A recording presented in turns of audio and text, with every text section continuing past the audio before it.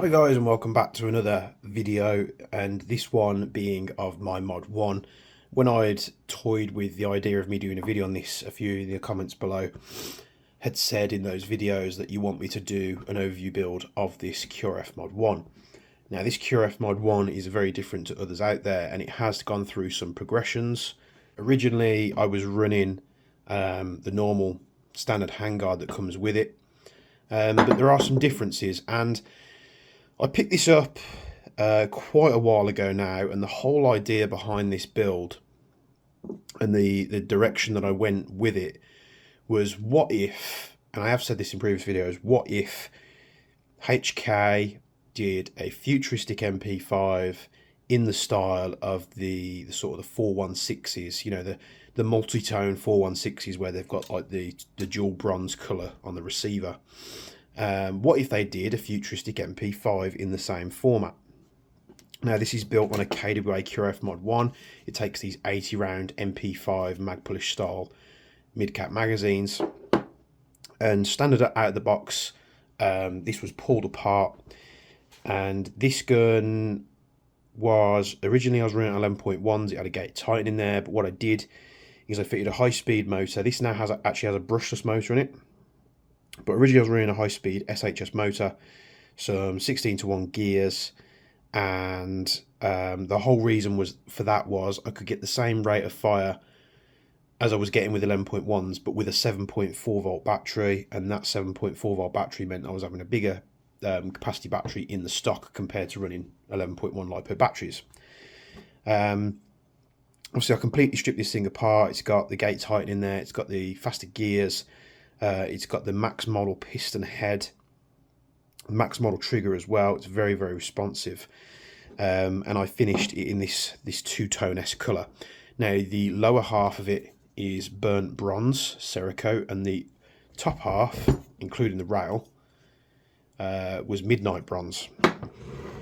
When that little rail was on, I made a custom suppressor for this thing. Just quickly take it out here. And the way this was made with this step, it looks a bit strange, was that it could sit in the rail like this, and the gap on it was very, very slim. It was a really nice fitting suppressor.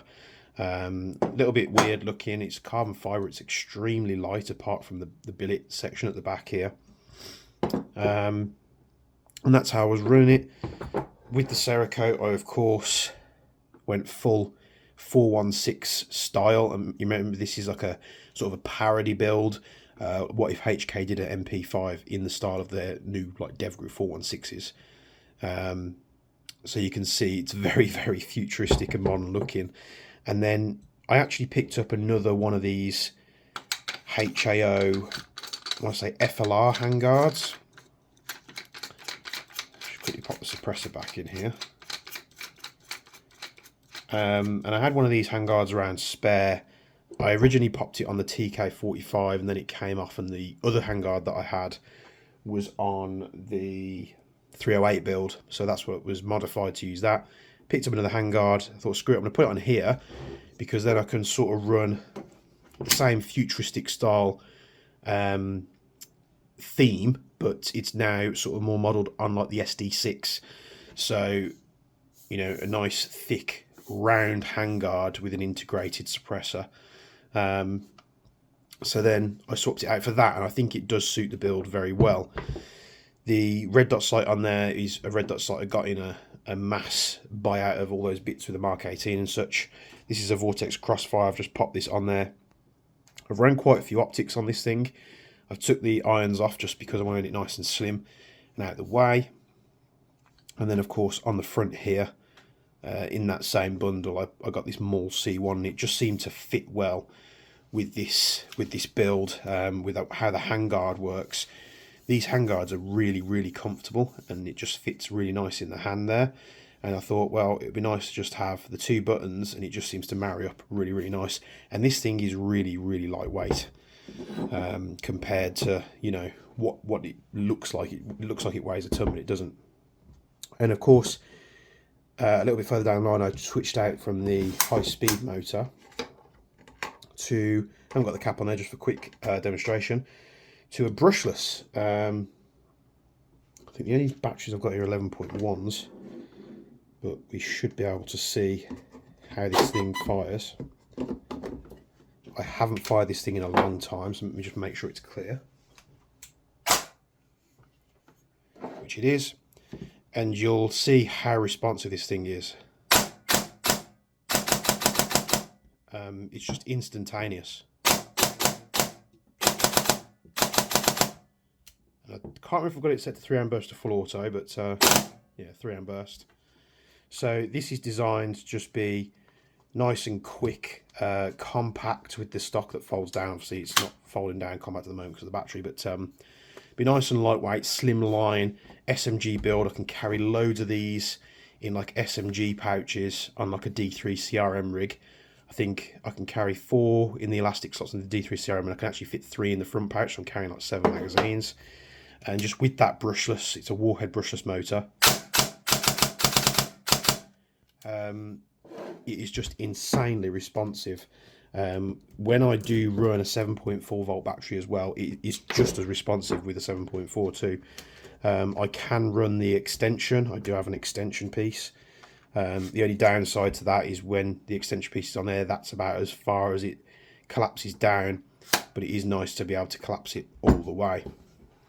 The suppressor, of course, is foam lined. I do custom foam laser cut baffles, so you've got this sort of large thin chamber setup, with the thin chambers being as close as I can get to the BB without the BB you're obviously striking them, because although this gun sounds probably very loud on camera, when it's loaded up and you don't have the slap of the piston, the brushless motors are actually really quiet anyway.